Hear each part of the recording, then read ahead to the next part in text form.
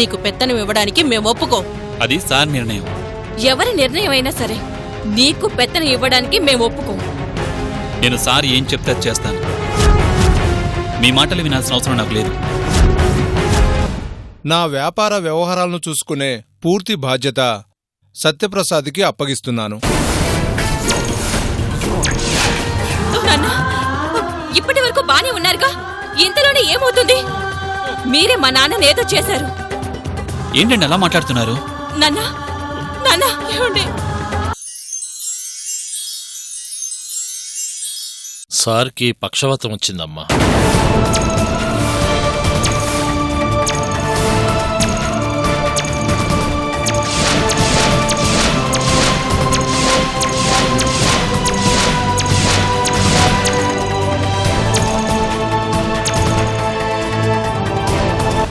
కొన్ని రోజులు రెగ్యులర్గా ఫిజియోథెరపీ చేయించాలి.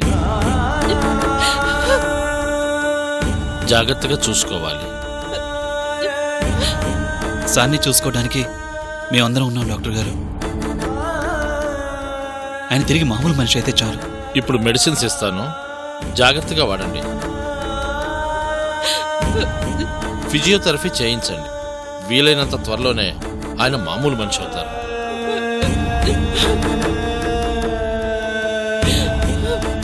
బాధపడకమ్మా, ఆయనకేం కాదు. ఆయన మళ్ళీ ఎప్పట్లాగే లేచి తిరుగుతారు.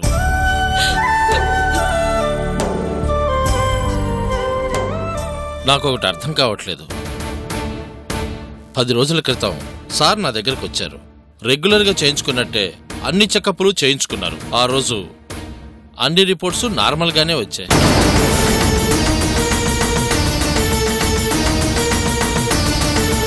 మరి ఇంతలోనే పక్షవాతం రావటం నాకే ఆశ్చర్యంగా ఉంది.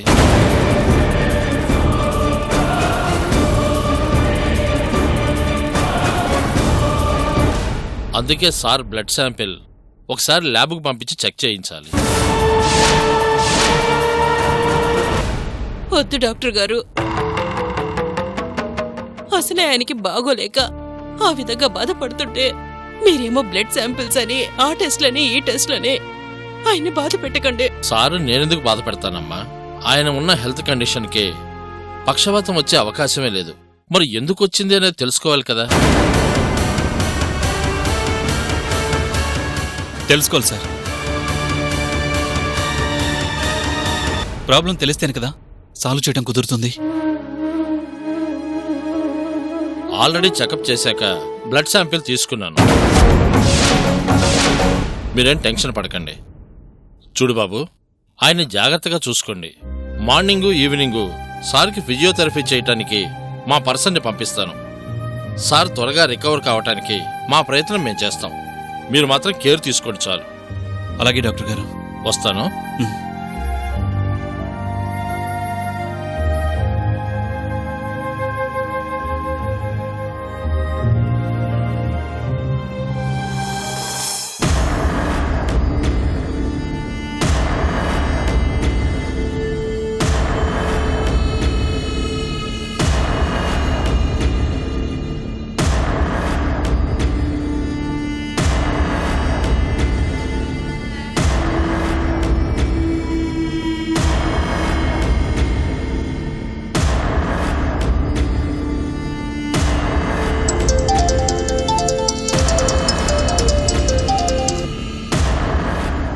హలో, ఈసారైనా పనైందా? అయ్యిందన్నయ్యా. తీరా సంతకం పెట్టబోయేసరికి కాళ్ళు చేతులు పడిపోయాయి. అవునా? అయిపోయిందా ముసలోడు పని? కాలు చేయి కదలకుండా అడ్డంపడ్డా? ఇంక మనకెదురులేదు. ఇక ఆస్తి మీద మనదే పెత్తనం. అడ్డం వచ్చిన వాళ్ళని తన్ని తరిమేసి ఆస్తిని మనమే హాయిగా అనుభవిద్దాం. వస్తున్నా, రెడీగా ఉండు. వద్దొద్దు, నువ్విప్పుడు వచ్చావు అంటే కొంపలు అంటుకుంటాయి. ఏ ఎందుకు? నువ్వొచ్చావంటే వాళ్ళకి మన మీద అనుమానం వస్తుంది. ఎందుకొస్తుంది? మొన్న డాక్టర్ చెక్ చేసినప్పుడు అంతా నార్మల్ గానే ఉంది. ఈలోపు ఏమైందంటూ టెస్ట్ చేస్తానని బ్లడ్ శాంపిల్ తీసుకెళ్లాడు. ఆ రిపోర్ట్స్ వస్తే ఎక్కడ మన విషయం బయటపడుతుందో అని భయంగా ఉంది. ఆ డాక్టర్ గాడికి ఎందుకంత ఎక్స్ట్రాలు? అనుకున్న పని అయిపోయిందిలే అనుకుంటే ఆ డాక్టర్ గాడు మనల్ని టెన్షన్ పెడుతున్నాడు. ఏమవుతుందో ఏంటో. సరే సరే, నువ్వేం టెన్షన్ పడుకో. ఎలాగలో నేను మేనేజ్ చేస్తానులే. ఆ చేసేదేదో త్వరగా చెయ్యి. లేదంటే ఆస్తిని అనుభవిస్తూ కోటలో కూర్చోవలసిన మనం వెళ్లి జైల్లో కూర్చోవలసి వస్తుంది. అబ్బా, నువ్వు టెన్షన్ పడి నన్ను టెన్షన్ పెట్టమాకు. ఫోన్ పెట్టి ముందు. సరే.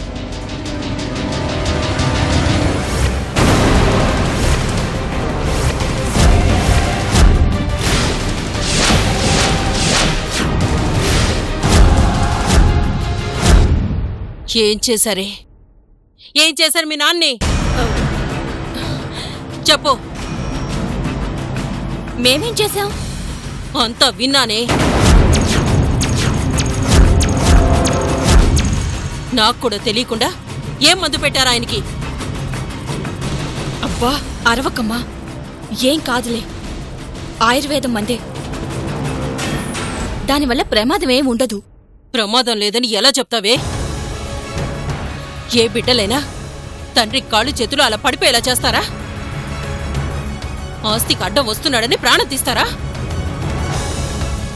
ప్రాణం పోయేంత ప్రమాదమేం లేదమ్మా. చాలే నోర్మయ్. నాకు తెలియకుండా ఆయనకింత పని చేశారంటే ఎలా మీ మాటలు నమ్మాలి? మీకు అడ్డం వస్తానని రేపు నన్ను కూడా ఇలాగే చేస్తారా? కాస్త నేను చెప్పేది వింటావా? ఆ మాత్రం డోస్ ఇవ్వకపోతే ఈ పాటికి సంతకం పెట్టి ఈ ఇంటి మీద మన మీద పెత్తనని వాడికి రాసిచ్చేవాడు. ఇప్పటికి అనుభవిస్తున్న దరిద్రం చాలేదా? ఇంకా దిగజారి బతుకుదామా? రోజు రోజుకి ఆయనకి వాళ్ళ మీద అభిమానం పెరిగిపోయి మన మీద అసహ్యం పెంచుకుంటున్నాడు. మనం అనుభవించాల్సిన ఆస్తిని వాళ్ళెవరో అనుభవిస్తుంటే చూస్తూ ఊరుకుందామా? అందుకని ఆయన్ని ఇప్పుడేం చేశామని? ప్రాణాలు తీశామా? లేదు కదా.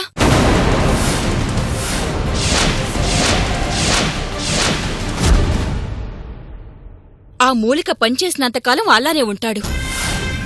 ఈలోపు మన ఆస్తిని మన చేతిలోకి తెచ్చుకుంటే తర్వాత ఆయన మామూలు మనిషి అయినా అప్పుడు ఏ ప్రమాదం ఉండదు. అంటే ఆయన మామూలు మనిషి అవుతాడా? అవుతాడు. నువ్వేం కంగారు పడకు.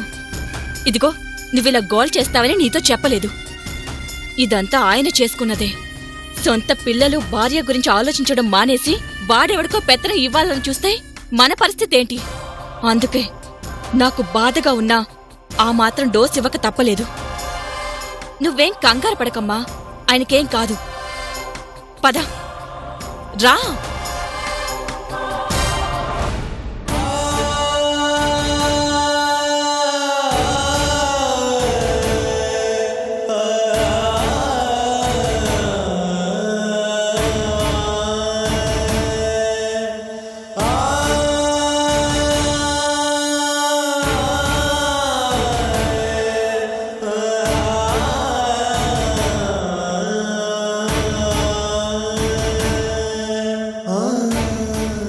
మీలాంటి మంచి మనిషికి ఇలా జరగడం ఏంటి? అడగకుండా సహాయం చేసే మీక ఆ దేవుడు ఇలాంటి శిక్ష వేశాడు.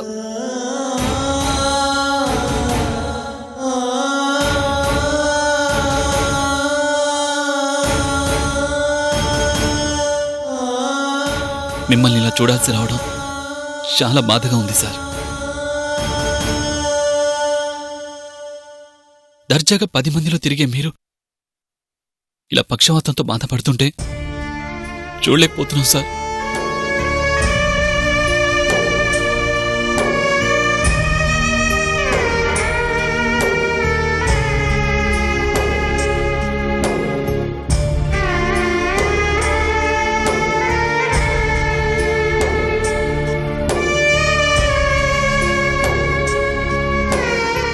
అయ్యో, మీ కళ్ళలో నీళ్ళేంటి సార్?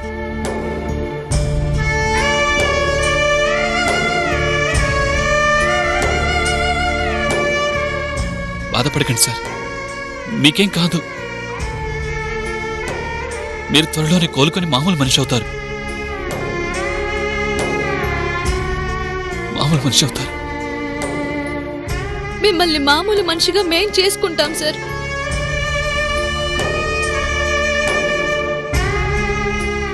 మీరు మామూలుగా అయ్యే వరకు మిమ్మల్ని కంటికి రెప్పలా చూసుకుంటాం. దగ్గరుండి మీకే ఇబ్బంది రాకుండా మేం చూసుకుంటాం సార్, మేం చూసుకుంటాం. మీరేం బాధపడకండి.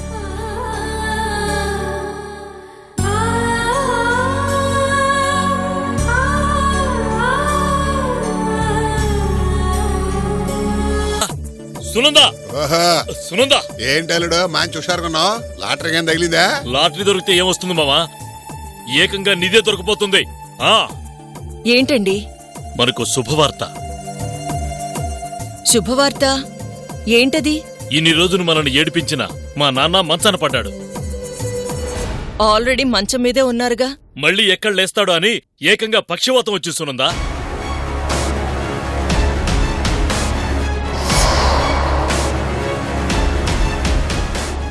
ఏంటల్లుడు మా బావగారికి పక్షపాతం వచ్చిందా? మరి రాదా? మనలాంటి వాళ్ల ఉసురు పోసుకుంటే పక్షవాతం రాక ఇంకేం వస్తుంది? ఇన్ని రోజులకు ఆ దేవుడు కళ్ళు తెరిచాడన్నమాట. మా అన్నయ్య వదినల్ని చంపి పసిబిడ్డలు వీళ్ళని అనాథల్ని చేసినప్పుడే అతనికిలాంటిదేదో జరగాలి. అమ్మా, దేనికైనా పాపం పండాలి కదా, అది నాళ్ళకు పండిందన్నమాట. మా అత్తయ్య నేడిపించినందుకు అతనికి తగిన శాస్తే జరిగింది.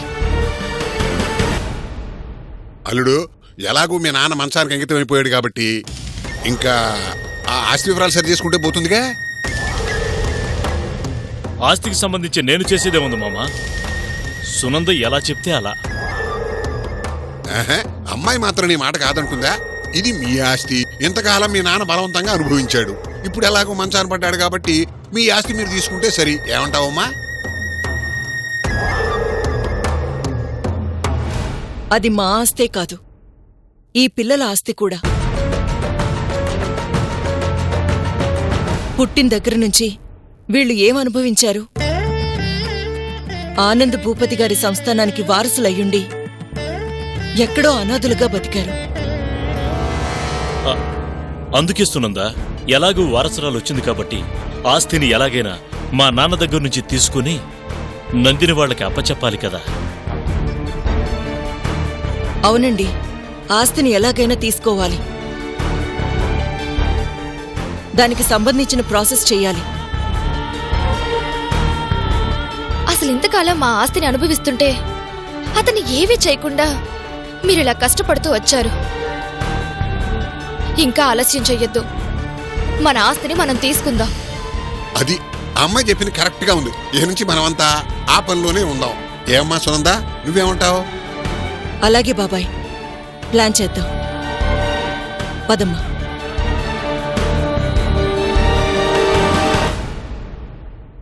అల్లుడు, మనకు కూడా మంచి రోజులు వస్తున్నట్టున్నాయి. రాకపోతే వదులుతావా మావా? రప్పిస్తాం. రప్పిస్తాము అంటే అల్లుడు, ఆ పక్షపాతం నిజంగానే వచ్చిందా లేకపోతే? వారిని దుంపదేగా, నువ్వు సామాన్యుడివి కాదయ్యా, అసాధ్యుడివి.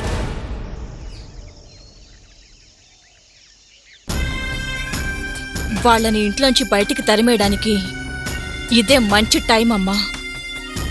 నాన్న వద్దని అడ్డుపడాలనుకున్నా అడ్డుపడలేడు. ఎలా బయటికి పంపించాలో అర్థం కాకనే బుర్రలు బద్దలు కొట్టుకుంటున్నాం కదే. మాటలకు మించిన ఆయుధం ఏముంటుందమ్మా? ఒకరికి ఇద్దరున్నాంగా.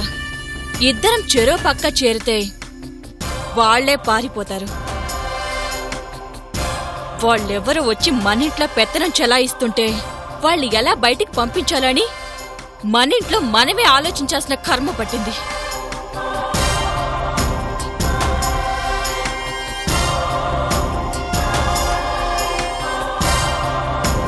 ఆగవే.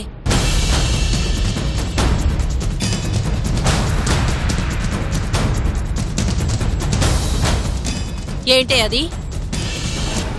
సార్కి జ్యూస్ తీసుకెళ్తున్నానండి. ఇదే ఇంట్లో ఆయనకో భార్య ఉంది, కూతురుంది. మమ్మల్ని కాదని ఆయనకి జ్యూస్ ఇవ్వడానికి నువ్వెవరివే? అసలు మీరెవరే? మాకేమవుతారు? మా ఇంట్లో మీ పెత్తనమేంటి? మీరు మా ఇంట్లో అడుగు పెట్టినంత వరకు ఆయన బాగున్నాడు, మేము బాగున్నాం. ఏమంటూ అడుగు పెట్టారో కాని ఇంటికి దరిద్రం పట్టిందే. ఆయన అలా అయిపోయాడు, మేము ఇదిగో ఇలా అయిపోయాం. మా గురించి లేనిపోని మాటలు చెప్పి మా నాన్నకి మమ్మల్ని దూరం చేయాలని చూస్తున్నావా?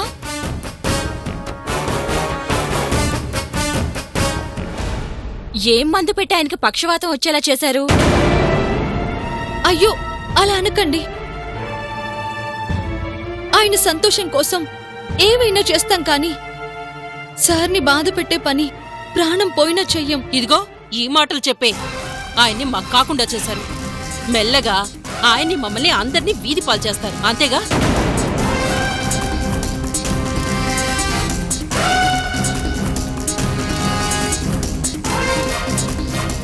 మీరు మా ఇంట్లో ఉంటే జరిగేదదే. మర్యాదగా ఇల్లు వదిలేసి వెళ్ళిపోండి, లేదంటే తన్ని బయటికి తరమాల్సొస్తుంది.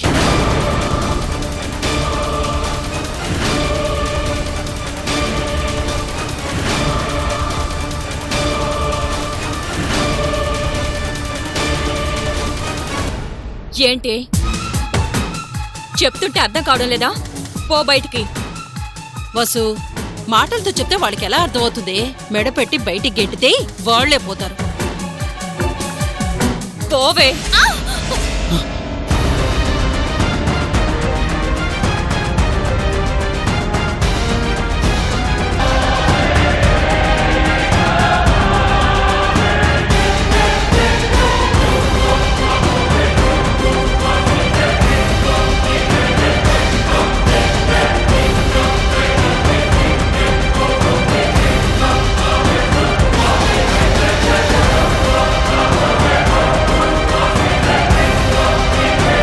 ఒంటరిగా ఉంది కదా అని బెదిరించాలని చూస్తున్నారా?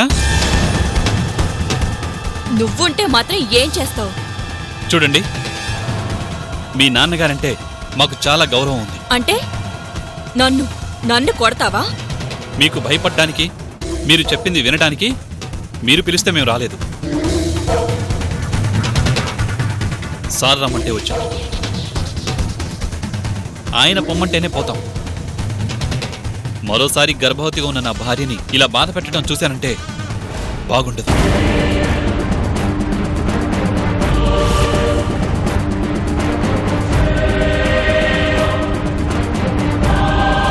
సావిత్రి, పద. సార్కి జ్యూస్ ఇవ్వటం ఇప్పటికే లేట్ అయింది.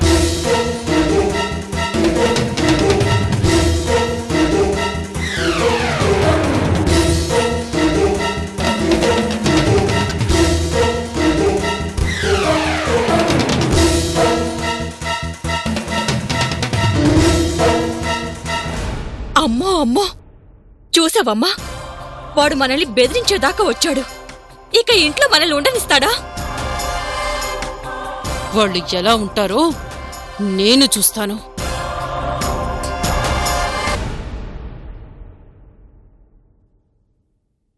కాంతమ్మా, ఏంటి రంగయ్య? అమ్మా, పనులయ్యాయా? లేదమ్మా, ఇప్పుడే మొదలు పెట్టాను. చేసింది చాలే గాని బయలుదేరండి. ఎక్కడికమ్మా? ఓ 10 రోజులు సెలవు తీసుకుని హాయిగా మీ ఊరెళ్ళేసి రండి. అదేంటమ్మా హఠాత్తుగా ఊరెళ్ళి రమ్మంటున్నారు? ఏ, మీరు అడిగినప్పుడే పంపించాలా? లేకపోతే ఊరెళ్ళమని ఓ 10 రోజుల ముందే చెప్పాలా? అలా అని కాదమ్మా, అయ్యగారికి ఆరోగ్యం బాగాలేక మంచంలో ఉన్నారు కదా, ఇలాంటప్పుడు మేము లేకపోతే ఎలా అని. అయ్యగారు మంచి చెడ్డలు చూసుకోవటానికి మేం ఉండాలి కదమ్మా. అంటే ఏంటి మీ ఉద్దేశం? మీరు లేకపోతే ఆయన మేం చూసుకోలేమనా? అయ్యో, అలా అని కాదమ్మా, అయ్యగారిని అలా వదిలిపెట్టి వెళ్ళటం బాగోదేమోనని. బాగానే ఉంటుంది. మీరు లేనంత మాత్రాన ఆయనకి ఏ లోటు జరగదు. అయినా నా భర్తను ఎలా చూసుకోవాలో నాకు తెలీదా? పనివాళ్ళు పనివాళ్లలా ఉండండి. వెళ్ళి బట్టలు సర్దుకొని ఊరికి బయలుదేరండి. 10 రోజుల దాకా రావద్దు. 10 నిమిషాల తర్వాత మీరు నా ఇంట్లో కనిపించకూడదు. వెళ్ళండి. అది కాదు. మీకే చెప్పేది, వెళ్ళండి.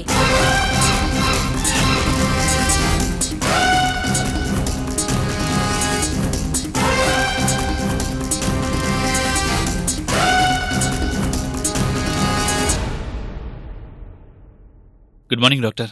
గుడ్ మార్నింగ్ అండి. కూర్చోండి. Thank you. హరిశ్చంద్ర ప్రసాద్ గారికి ఎలా ఉందండి? సింహం లాంటి మనిషి మంచంలో కదలకుండా అలా చూస్తుంటే చాలా బాధగా ఉంది సార్. ఆయన్ని త్వరగా మామూలు మనిషి అయ్యేలా చేయండి సార్. మా ప్రయత్నం మేము చేస్తూనే ఉన్నాం బాబు. ఆయన అలా చూడటం నాకు బాధగానే ఉంది.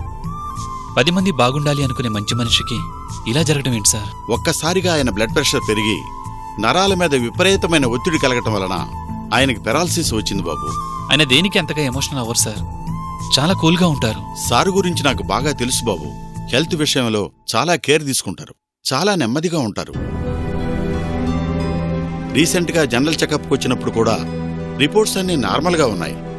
మరి ఇంతలో అంత ఒత్తిడికి దేనికి గురై ఉంటారు sir? There is something wrong mister Satya. వచ్చిన రిపోర్ట్స్ ప్రకారం చూస్తే రెగ్యులర్ మెడిసిన్స్ కాక ఏదో రాంగ్ మెడిసిన్ ఆయన బ్లడ్లో కలిసింది. అసలే కడుపుతో ఉంది, తినకపోతే ఎలా? నిజమేనే, ఆ విషయమే మర్చిపోయాను. తింటావమ్మా? సప్తగిరివాసునికి భక్తి సుమాలు సమర్పించిన మహాభక్తుని దివ్య గాథ టెలివిజన్ తెరపై తొలిసారి. ఓం నమో వెంకటేశాయ త్వరలో ఈటీవీలో.